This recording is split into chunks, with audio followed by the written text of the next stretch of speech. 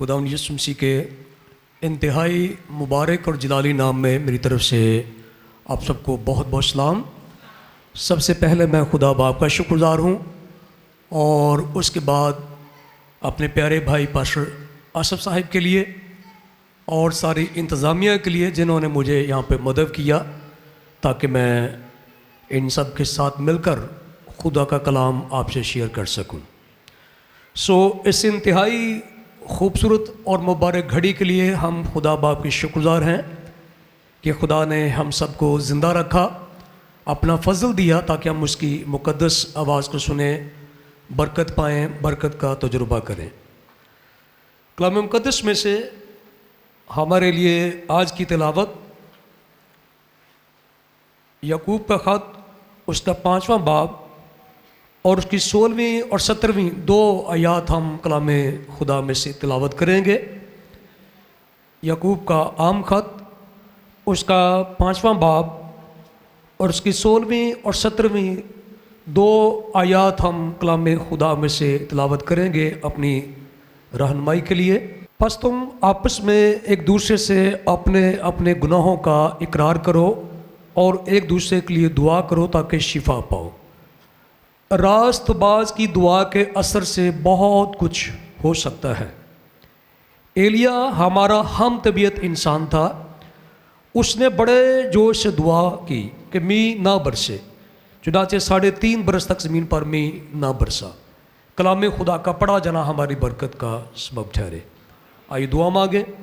कादिर मुतली खुदा, मैं अपने आप को तेरे जलाली हाथों में देता हूँ।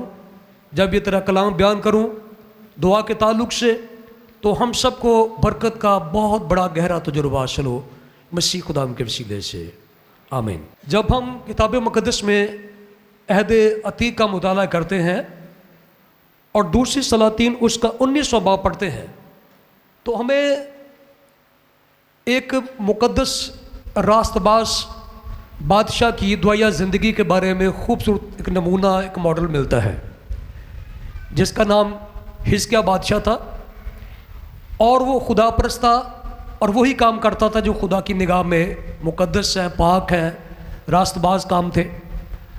और उसने बहुत सारे ऐसे काम किए जिससे बाइबल को फ़रोग़ मिला, जिससे खुदा का काम बढ़ा। उस ज़माना का जो चर्च था यानी इसराइल थे, उन्होंने तरक्की की। तो यूँ खुदा के खादिम ने बादशाह होने के साथ साथ खुदा के लिए बहुत सारे आला और उम्दा काम किए। एक दिन उससे एक पैगाम मिला।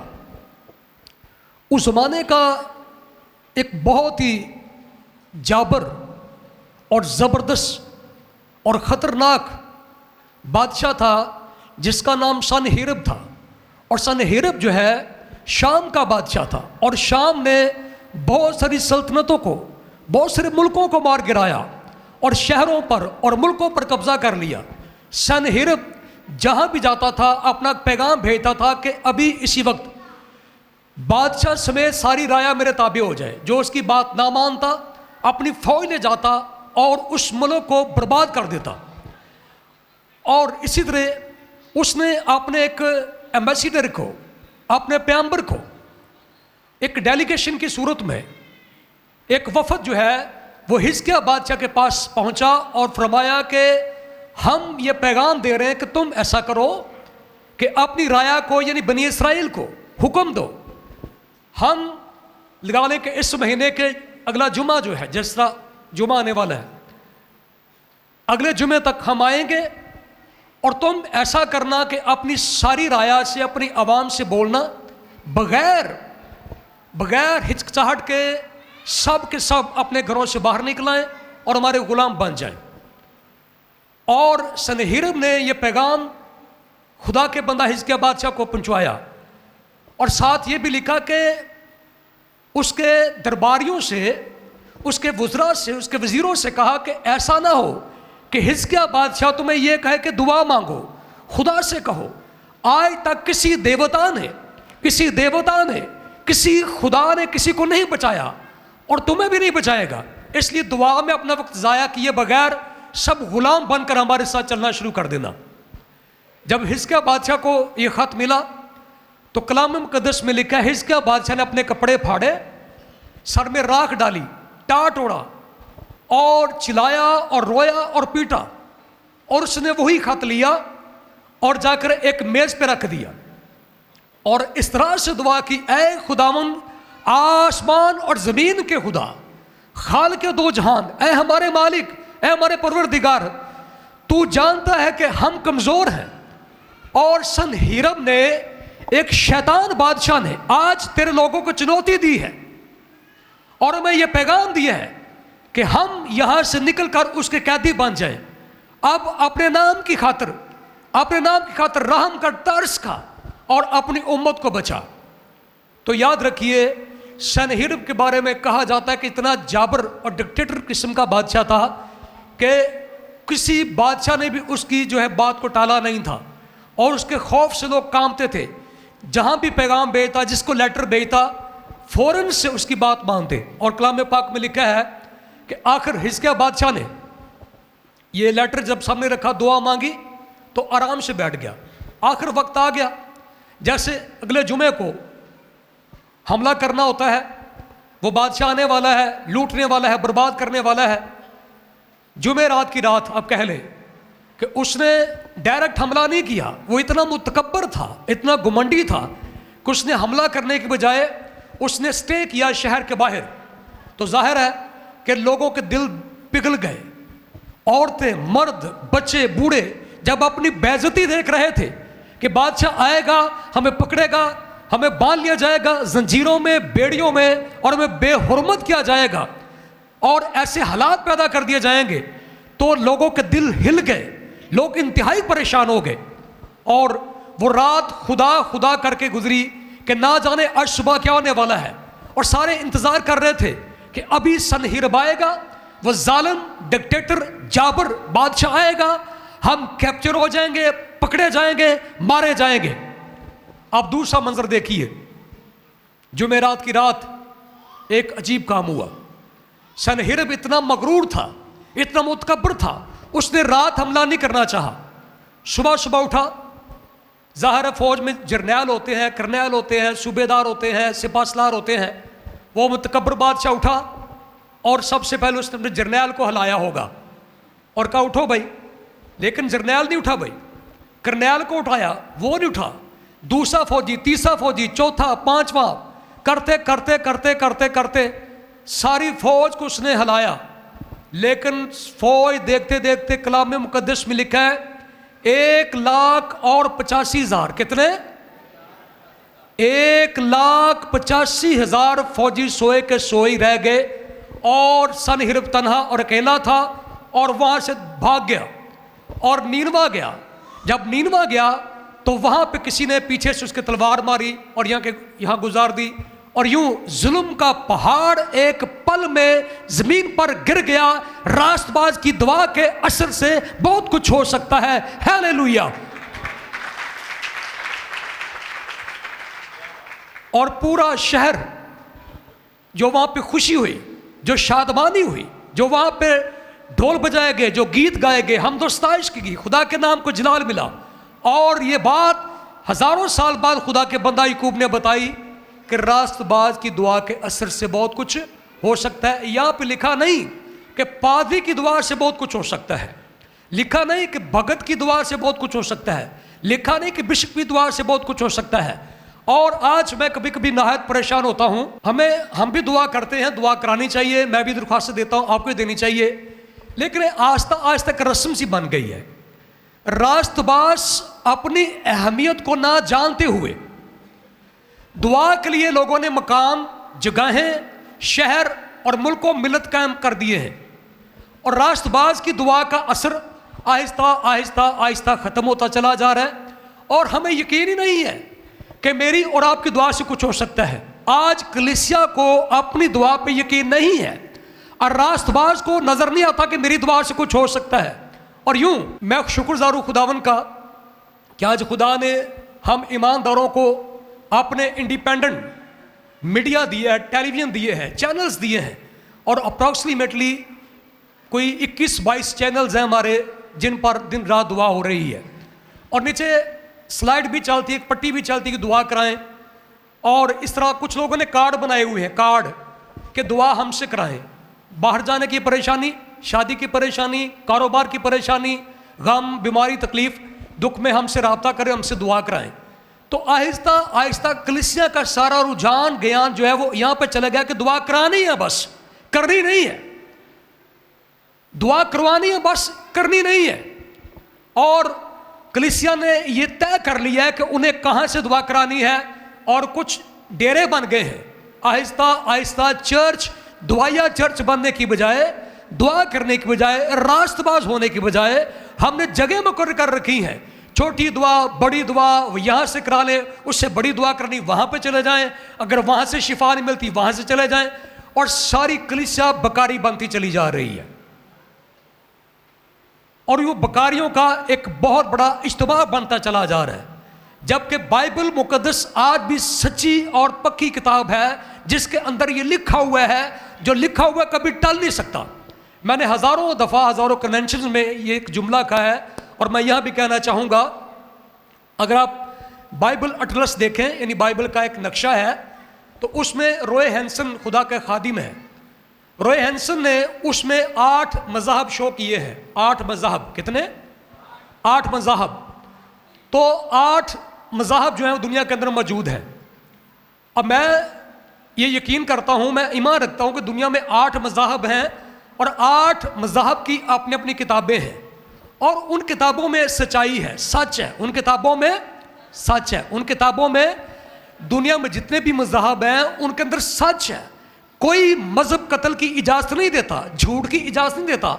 जितने भी मज़हब हैं सब किताबों के अंदर सच है। लेकिन याद रखिए, बाइबल मुकद्दस ना सिर्फ सच है बल्कि बरहक भी है, क्योंकि ये खुदा के मुंह से, खुदा के दम से लिखी गई है।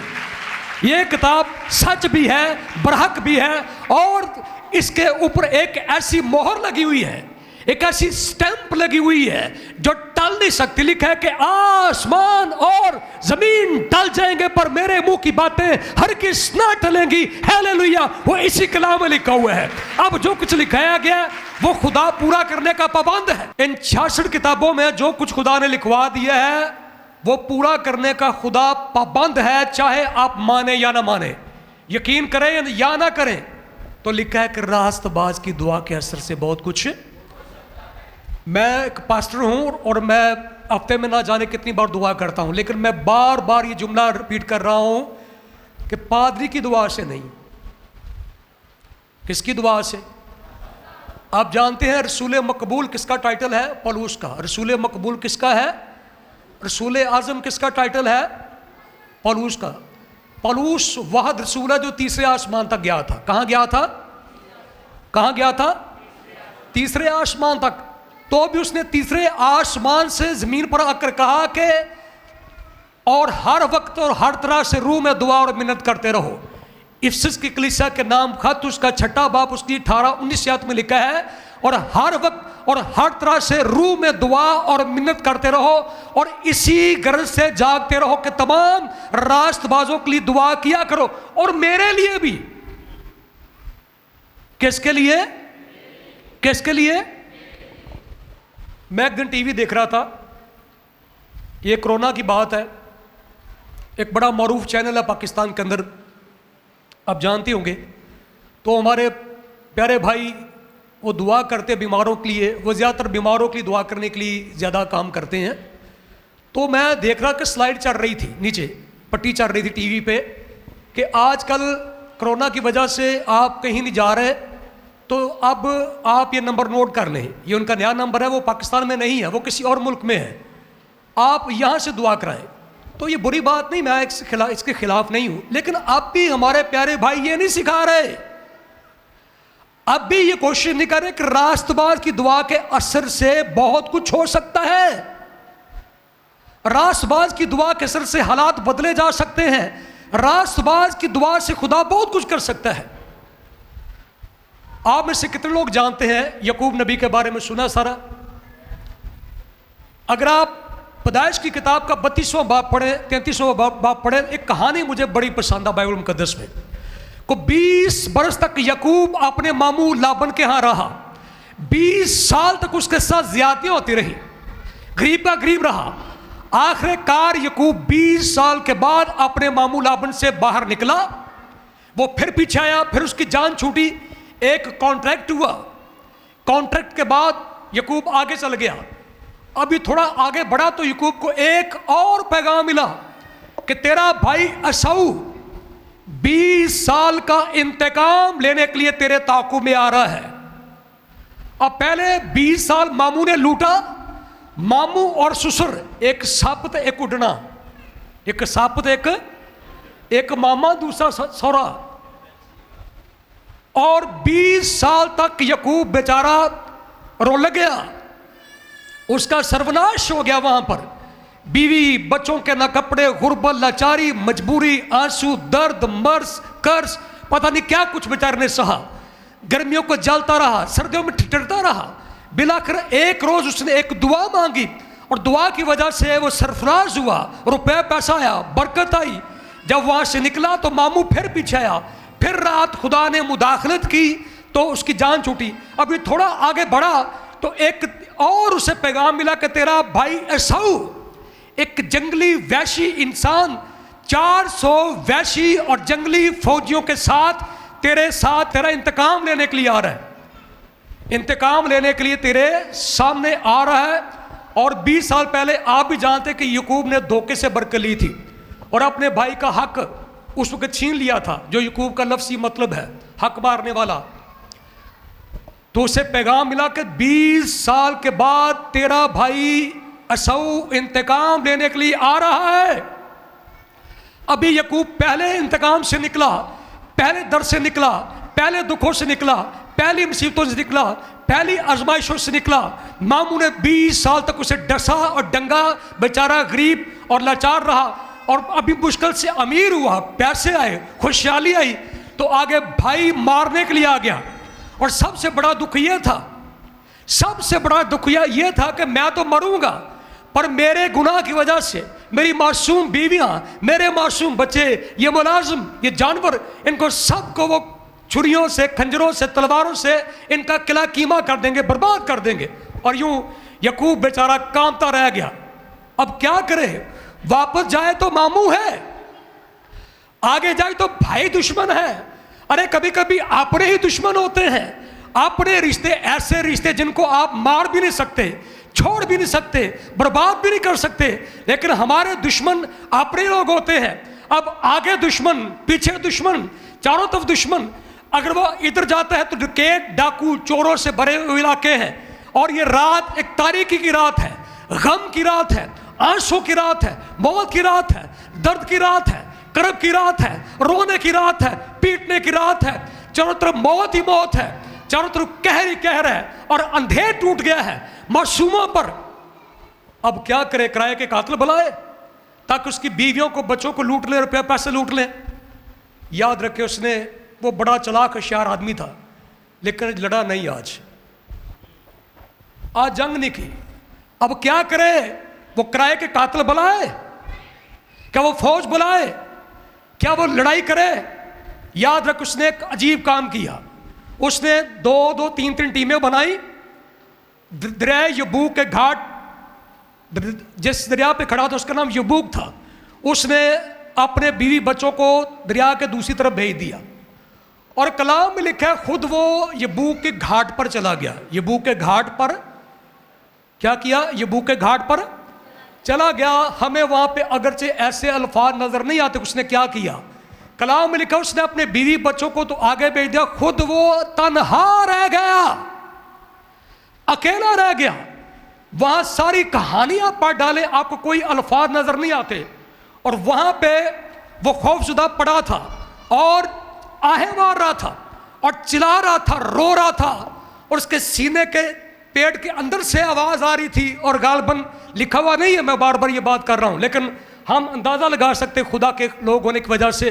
अब उसका सीना चल रहा है, उसकी अंतड़ियां उसके मुंह को आ रही हैं और चिल्ला चिल्ला कर, पीट पीट कर वो खुदा से पूछ रहा है कि खुदा ये कैसी सरफराजी है, ये कैसी बरकत है। पीछे दुश्मन, आगे दुश्मन, क्या मैं कहाँ खड़ा हूँ, मैं क्या हूँ? इस जिंदगी से तो शायद मौत बेहतर हो। आज मुझे कोई दुश्मन ना मारे, अगर तू सचमुच मेरा खुदा है, अगर तू मेरा परवरदिगार है, मेरे बाप का, मेरे दादा का, मेरे रिश्तेदारों का, अगर तू ही खुदा है, तू ही जिंदा खुदा है, तो दुश्मनों ने मुझे घेर लिया है। कोई तलवार, कोई खंजर, कोई फौज, कोई डकुडकेट, कोई मुझे नहीं बचा सकता, कोई क्रय का कातिल नहीं बचा सकता। और यूं वो लड़ता रहा।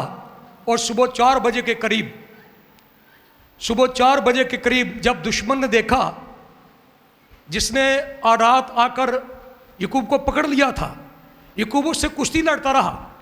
और जब याकूब कुश्ती लड़ता रहा तो याकूब के दुश्मन ने देखा कि ये याकूब तो मुझसे मात नहीं खा रहा। उसने याकूब की रान खींची और याकूब लंगड़ा हो गया। याकूब क्या किया भाई? याकूब लंगड़ा हो गया। यानी कहानी इस तरह है कि जब याकूब वहाँ पे खड़ा था तो उसका दुश्मन वहाँ पे आ गया। उसने समझा मेरा दुश्मन आ गया मेरा, तो दुश्मन समझकर वो कुश्ती करता रहा, रेसलिंग करता रहा। और जब वो फुटने वाली थी, सुबह के 4 बजने वाले थे, तो याकूब के दुश्मन ने, जिसे वो दुश्मन समझ रहा था, दुश्मन तो नहीं था लेकिन समझ रहा था, उसने याकूब की रान खींची और याकूब लंगड़ा हो गया। अब बेचारा जो लड़ने वाला था वो भी लंगड़ा हो गया। और बिलाखिर एक आवाज़ आई, ए याकूब मुझे जाने दे, पो फुटने वाली है, ए याकूब मुझे। तो याकूब ने रोते हुए चेहरे के साथ, आंसू के साथ ये इल्तिजा की कि जब तक तू मुझे बरकत ना दे मैं तुझे नहीं जाने दूंगा, मैं तुझे। उसने पूछा तेरा नाम क्या है? तो याकूब ने कहा कि मेरा नाम याकूब है। उसने कहा आइंदा को तेरा नाम याकूब, तेरा नाम याकूब नहीं बल्कि इसराइल होगा। बल्कि इसराइल का मतलब है जिसने खुदा को देखा या जो खुदा से लड़ा, जो खुदा का लड़ाका भी कहा जा सकता है। सो याद रखिए, अब वापस गया, लंगड़ाता हुआ गया, चेहरे पे आंसू है लेकिन एक अजीब तसल्ली, एक अजीब नूर है। और उसने अपने बीवी बच्चों से कहा कि इधर नहीं जाना, ना इधर जाना है, अब सीधे उसी तरफ जाएंगे जहां हमारा दुश्मन, मेरा भाई मुझे मारने के लिए आ रहा है, चलो इधर ही जाना है। अब वो फर्शी इस्लाम करते जा रहा है, लंगड़ाता हुआ जा रहा है। बीवियां घोड़ों पे है, ऊँटों पे है, मुलाजिम ऊँटों पे है, लेकिन याकूब नीचे लंगड़ाता हुआ जा रहा है। सामने घटाई घटा है, वैश्यों की फौज है, गालिब उन्होंने बड़े रिंग पहने हुए हैं, बड़े बड़े बाल हैं, छुरियां हैं, बर्छियां हैं, नेज़े हैं, तलवारें हैं, साफ चमक रही हैं, और घोड़े हैं चारों तरफ। तो दिल ठक ठक करता है, पता नहीं क्या हो जाएगा, इतने जाबर लोग आगे से आ रहे हैं। असौ ने जब देखा कि मेरा भाई नीचे है, 20 साल का इंतकाम लेने का वक्त आ पहुंचा था। अब याकूब को टुकड़े टुकड़े करने का वक्त आ पहुंचा था। दिन दहाड़े याकूब ने अपने हाथों पर खाल बांधकर असौ का हक मार लिया था, असौ को महरूम कर दिया था, और वो मुलाजिम बन गया था, और याकूब बाबरकत बन गया था, याकूब पादरी बन गया था, और वो मुजरिम बन गया था। आज 20 साल के बाद वो अपना हक लेने के लिए, और हक कैसे मिलता? अगर याकूब मर जाता तो सारा हक जो है वो असौ को दोबारा से ट्रांसफर हो जाता, मिल जाता। अब वो नीचे उतरा घोड़े से और अपने भाई को जोर से पकड़ा। जब जोर से पकड़ा, जोर से उसने अपने भाई को अपने सीने से लगा लिया। हालेलुया! एक पल भर में सारा इंतकाम बदल गया। वही फरिश्ता जो रात को याकूब के पास गया, वही फरिश्ता रात को असौ के पास आया और बोला कि खबरदार, याकूब को हाथ ना लगाना, याकूब को बोलिए, आप भी बोलिए, याकूब को, क्योंकि खुदावन खुदा उसके साथ है। खुदावन खुदा रास्तबाज की दुआ के असर से एक सवाल मेरे ज़हन में खटकता है कि ये कहानियाँ आपको सारी आती हैं, मुझे पता है, क्या खुदा सिर्फ बाइबल तक ही है? क्यों भाई? ये तो मज़ेदार कहानी है, सारी रात पढ़ते रहेंगे। संडे स्कूल में जब हम छोटे होते थे तो हमारी टीचर हमें सिखाया करती, तस्वीरें बना बना कर। क्या खुदा बाहर की दुनिया में भी काम करता है कि सिर्फ बाइबल तक ही है? क्यों भाई? मेरे पास अपनी ज़ाती कहानी थब्बों के लिहाज से मैं अगर बयान करूं तो आपके पास भी होगी। क्या सचमुच खुदा बाइबल के बाहर भी काम करता है? आइए, पिछली सदी में जो सबसे बड़ा अजीम खादम हो गुजरा है उसका नाम डॉक्टर पॉल युंगेचू है। डॉक्टर पॉल 8 लाख के करीब उनके मेंबर हैं चर्च के। अब वो दुनिया में नहीं है, वो यीशु मसीह में सो गए हैं, आसमान की बादशाही में दाखिल हो गए हैं। एक दफ़ा खुदा का खादम जर्मनी गया। जर्मनी जब गया तो वो लाइन में खड़ा था कोरिया आने के लिए। एक बहुत बड़ी कॉन्फ्रेंस आकर लेनी थी खुदा के खादिम ने, बहुत बड़ी कॉन्फ्रेंस थी। अपने मुल्क में दोबारा वापस आ रहा था। कोरिया का खादिम था डॉक्टर पॉल योंगेचू, जोडो गॉस्पेल चर्च के सीनियर पास्टर।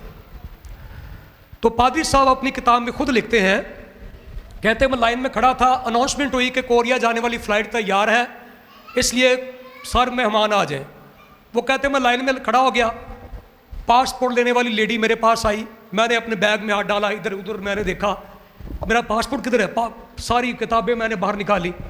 तो बार बार अनाउंसमेंट हो रही, मैं अपना पासपोर्ट जो है वो चेक कराएं, ठीक है, फ़्लाइट तैयार है। इस तरह का सारा मरहला चल रहा था, सारा प्रोसेस चल रहा था। तो पादरी साहब कहते कि मैं पासपोर्ट बार बार ढूंढता हूँ, लेकिन पासपोर्ट नहीं मिल रहा मुझे। समझ आ रही है? पासपोर्ट नहीं मिला, मेरे पसीने छूट गए। कहता मैं खौफसदा हो गया, मेरा दिल बैठ गया, आगे कॉन्फ्रेंस है, अगर मैं ना गया तो क्या बनेगा, ये क्या होने वाला है। तो बगैर तो पासपोर्ट के नहीं जाने देंगे मुझे वो। अब पासपोर्ट नहीं मिला, बिलाखर फ्लाइट जो है चली गई।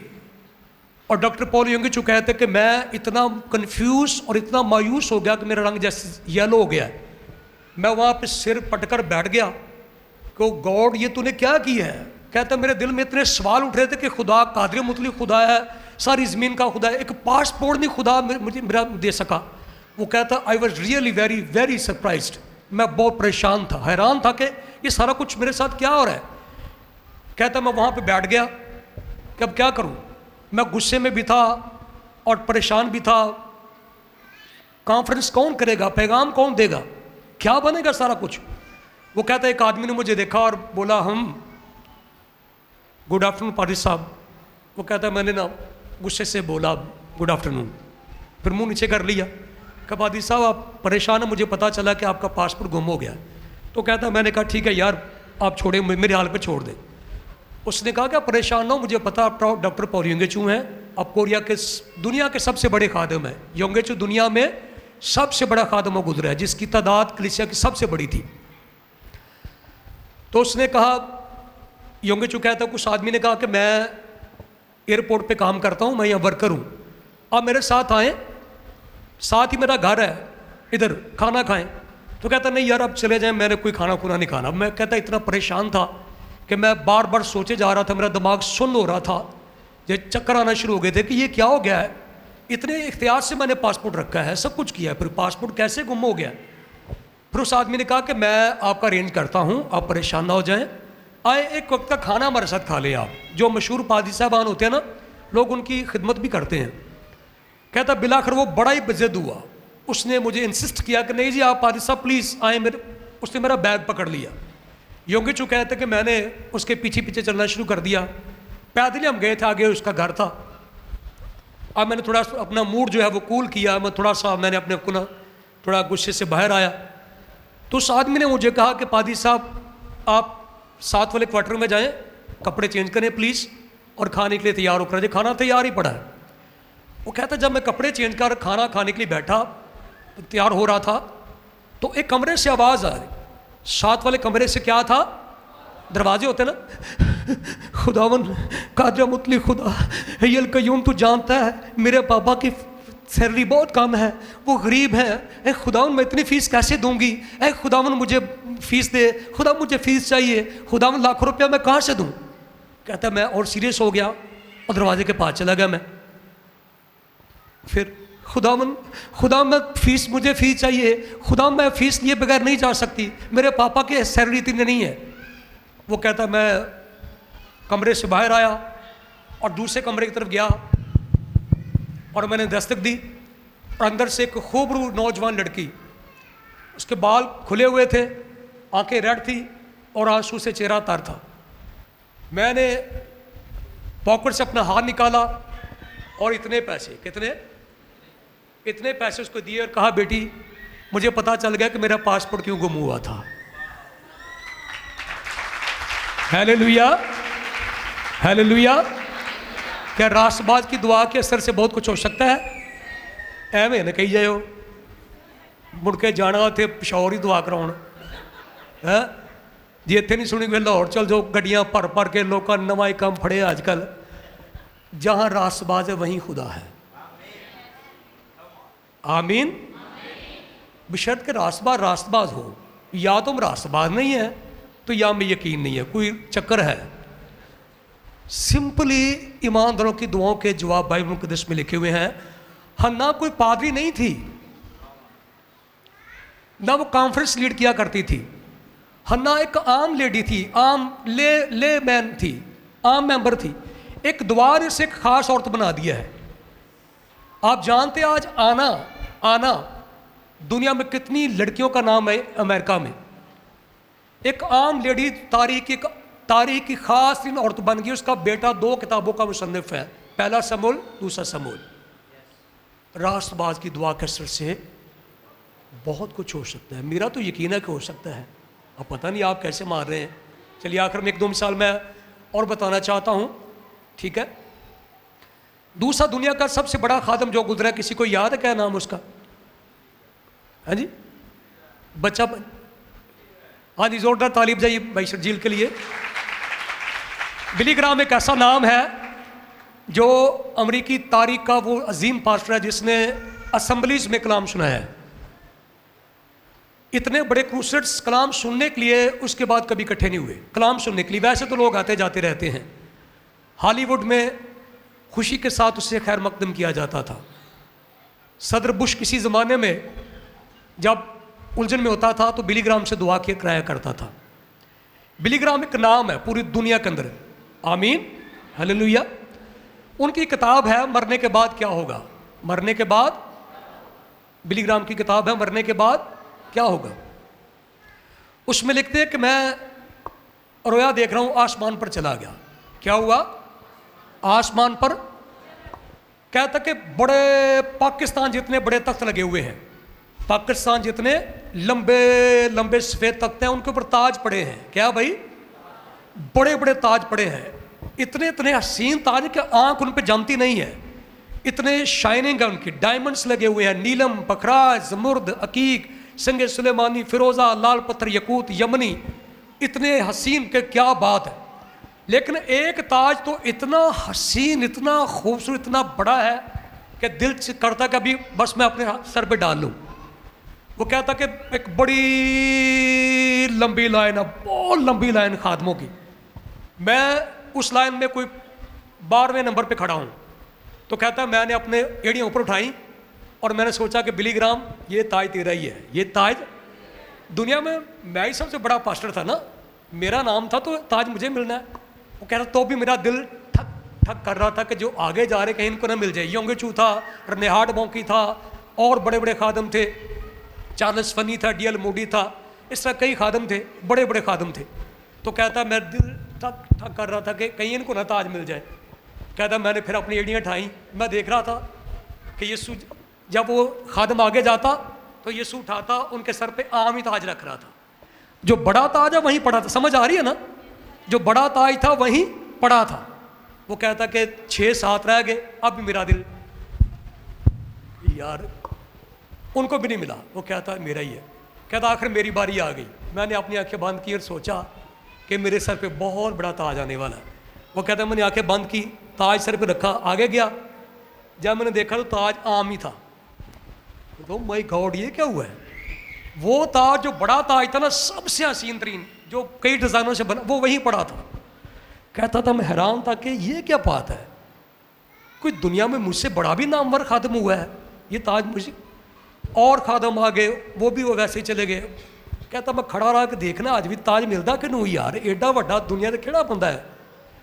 आखिरकार एक माई आई, कुबड़ी सी माई, टक टक टक टक टक टक करती आई। यीशु ने वो ताज पकड़ा और उस माई के सर पर रख दिया। बिली ग्राम कहते मैंने कहा ऑब्जेक्शन, खुदावन ये क्या, चल मुझे ना सही योंगेचू को दे देता, तो रनेहार्ड बॉन्की को दे दे, चार्ल्स फनी को दे दो, डीएल मूडी को दे दो, और बड़े बड़े खादम है। माई नूं तो नाल दा कोई बंदा नहीं जानता। दुनिया में बड़े बड़े खादम हो गुजरे हैं। पीटर यंगरन बहुत बड़ा खादिम है। खुदावन ए माई ने क्या किया है? ਇਹਨੂੰ ਤਾਜ ਕਾਹਦਾ ਮਿਲਿਆ खुदा मैनू नहीं दस कर तू। यीशु ने कहा गल सुन, अमेरिका की गलियों के अंदर जहाँ पे ऐशो निशात, आंखों का फ्रेब, बदकारी, गंदगी, नापाकी, क्लब्स, पब्स, जब तू 20 साल का था, नौजवानी की ख्वाहिशों से भरा हुआ था और साइकिल पे खिदमत किया करता था, तो तू जानता है 10 साल तक, कितने 10 साल तक एक घर से एक ही दुआ आती थी। 10 साल तक एक घर से एक ही दुआ थी, ऐ खुदावन बिल्ली को दुनिया का सबसे अजीम खादम बना दे। ये वही लेडी है जो तेरे लिए दुआ किया करती थी।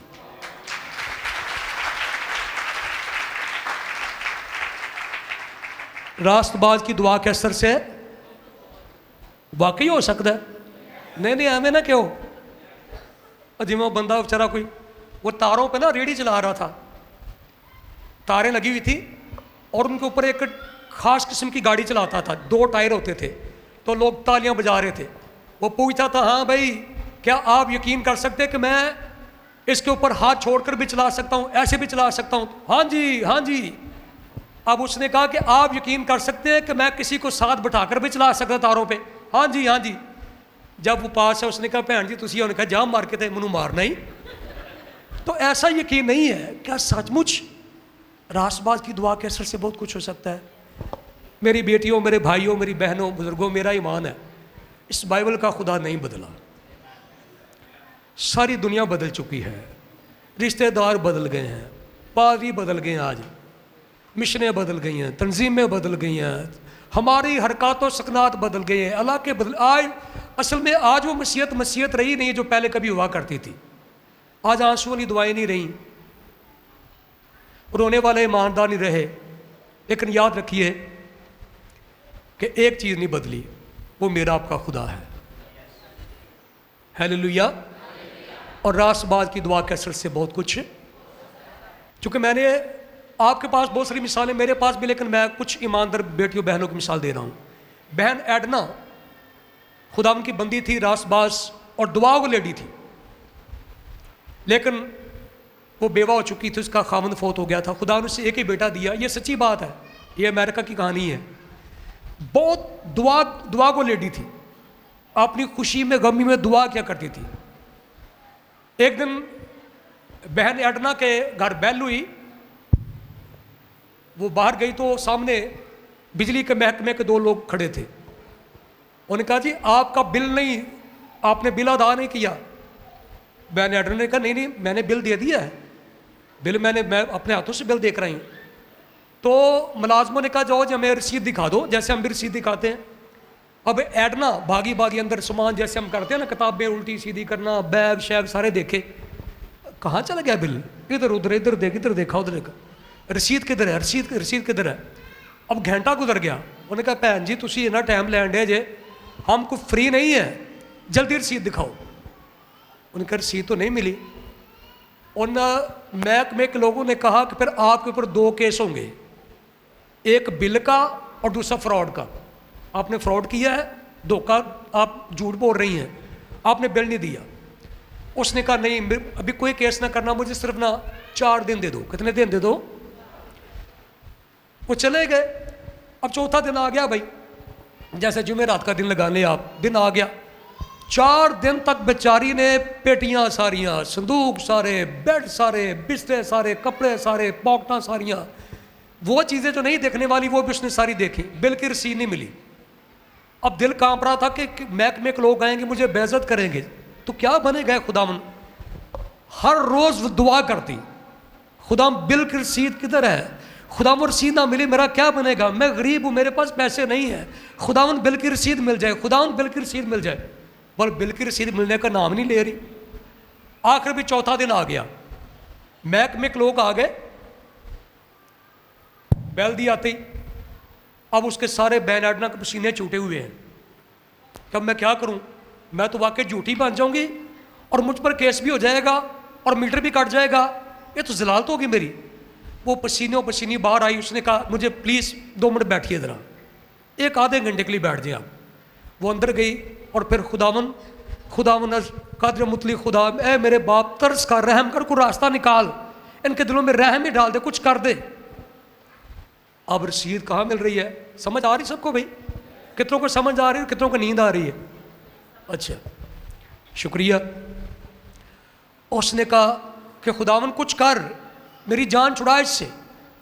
साथ एक स्कूल था, जैसे ही हमारा स्कूल है, कुछ बच्चे आपके यहाँ साथ साथ पढ़ते होंगे, साथ वालों के भी, ठीक, वो भी सुनने बड़े गौर से। अब वो स्कूल इस तरह था कि बीच में खेत था और साथ ही एडना का घर था। उसका बेटा वहीं पढ़ता था, तीसरी क्लास में। क्लास टीचर ने बच्चों को बोला कि आज तुमने ब्रेक टाइम क्या करना है, तितली पकड़नी है। क्या करना है? एक बटरफ्लाई पकड़ के लानी है सबने। अब बच्चों को शरारत का काम तो चाहिए, बच्चे तो चाहते हैं मैं कोई ऐसा टास्क दिया जिसमें शरारतें हों। अब क्या किया, एडना का जो छोटा बेटा था वो चल पड़ा तितली पकड़ने। एक तितली के पीछे भागा, तितली इधर, तितली इधर, तितली इधर, इधर करते करते करते तितली खेत से क्रॉस करके वो जहाँ घर था, बाहर खिड़की थी, खिड़की से तितली अंदर, वो बेटा भी अंदर, वो बच्चा भी अंदर। अब तितली गुजरते के साथ दूसरी खिड़की से एक सोफे के नीचे चलेगी। सोफे के, अब सोफे में बहुत थोड़ी जगह थी, उसने देखने की कोशिश की, लेकिन वो तितली तो आगे जा चुकी थी। अब बच्चा परेशान हुआ, वो बैठक में गया, ड्राइंग रूम में गया, उसने देखा वहाँ पे हट्टे कट्टे दो लोग बैठे हुए हैं। तो मासूम बच्चे को क्या मालूम है कि वो किस लिए आए हैं। तो मासूम बच्चे ने कहा कि अंकल जी आप प्लीज़ मेरे साथ आइए ज़रा, वो सोफ़ा ऊपर कर दे ज़रा, मैंने तितली निकालनी है। अब वो दोनों वहाँ पे चले गए, सोफ़ा पकड़ा, बच्चे ने वो तितली पकड़ी और तितली एक कागज़ पे बैठी थी। तितली एक आदमी ने हट्टे कट्टे ने फ़ौरन से कागज़ पकड़ा। जब कागज़ पकड़ा तो वो रसीद थी। हालेलुया, आमीन। आखिर में क्या खुदा कबूतरों पे इख्तियार रखता है? किसको पता नूह के ज़माने में क्या हुआ? क्या खुदा गधों पे इख्तियार रखता है? बलाम के ज़माने में क्या हुआ? क्या खुदा तितलियों पे इख्तियार रखता है? क्या खुदा तूफ़ानों पे इख्तियार रखता है? क्या खुदा सारी कायनात का खुदा है? क्या यीशु ने कहा आसमान और ज़मीन का कुल इख्तियार मुझे? तो जो कुछ ज़मीन आसमान के बीचों बीच है वो हमारे खुदा का है। रास बात की दुआ के असर से बहुत कुछ। आइए सब सर यीशु की हज़ूरी में झुक जाएं, समा के बंद हो जाएं। अगर आपने दुआया ज़िंदगी बंद कर दी तो दोबारा से रीस्टार्ट करें। आप परेशान थे, बड़े बड़े नामों के वसीले से खुदा नहीं सुनता, याद रखें। तारीख में आम लोगों की दुआ ने बड़े बड़े अजीम काम किए हैं, बड़े बड़े। Hallelujah, praise God. दुआ मांगे, सब दुआ मांगे।